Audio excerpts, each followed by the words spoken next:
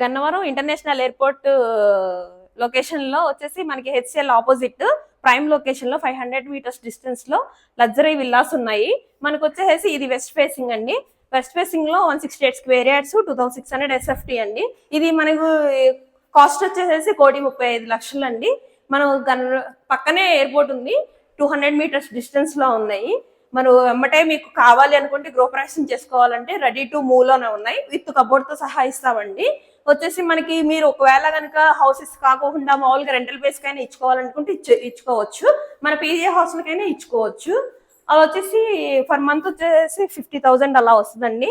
మన హెచ్సిఎల్ వాళ్ళకి opposite HCl వాళ్ళు సాఫ్ట్వేర్ కంపెనీ వాళ్ళు ఉన్నారు కదా, వేద టవర్స్ వాళ్ళు, హెచ్సిఎల్ వాళ్ళు ఉన్నారు కదా, వాళ్ళకి వచ్చేసి మనకి రెంటల్ వేసుకుంటే ఈచ్ వన్ వచ్చేసి 7,000 8,000 వస్తుందండి.